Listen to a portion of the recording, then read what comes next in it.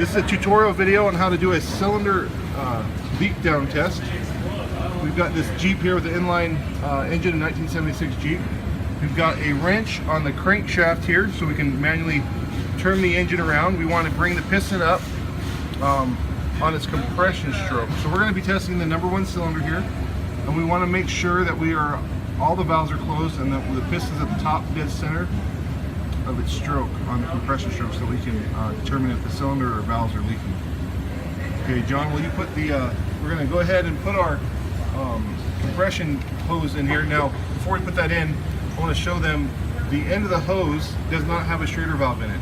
Okay, that's very important to remember when doing a cylinder leak down test. We have to have an open hose so that we can continually supply air to the cylinder. Okay, so we're going to put this in the cylinder right now, and we can, because that Schrader valve's not in, when the piston comes up on its stroke, we are going to push air out of the hose, and that will be a determining factor that we're coming up on the compression stroke and the valves are closed.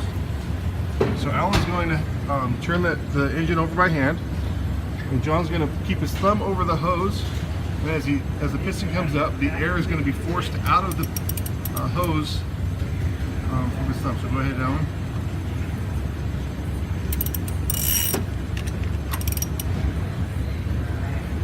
So spin the engine over by hand. You can see the belt moving. Okay. Nice and air push up. Okay, so barely tap on the end of the wrench. Okay, perfect, right there. Okay, it's got it.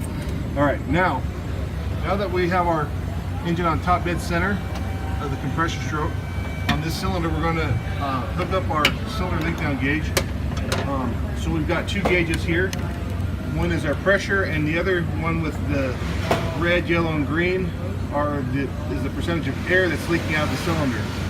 Okay, we've got a pressure regulator here, a valve right here that we're going to control the pressure going in the cylinder. So it's got a quick connect on it. He's going to go ahead and hook up his cylinder leak down gauge to that, and then we're going to take our compressed air. Hopefully our nozzle's the right size here. Okay, there we go. So we've got our air. We want to make sure this is turned down here. Before you start, this is already pressured up. But okay, we're going to slowly build our pressure by turning this knob in, and we're going to look at the amount of leakage in the cylinder. So we notice that we're holding pressure. We're going to go up to 70 psi, 80 psi, and so we're at about, what is that, 40% at 80 psi. We want to, that's a little bit excessive leakage, so we have to determine where the leakage is coming from.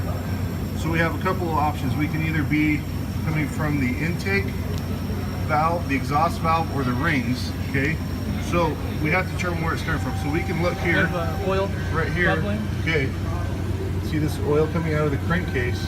So if we have oil coming out of the air coming out of the crankcase, what would that be an indicator of? Compression rings. Compression rings. So let's take our oil cap off.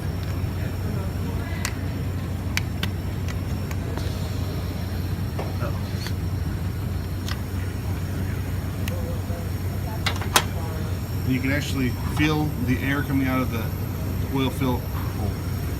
Okay, so this reading here is excessive, and it's showing that we have worn rings on this engine. If we had an intake valve problem, we would have air coming out of our throttle body. If we had exhaust valve, we probably would have air coming out of the exhaust pipe.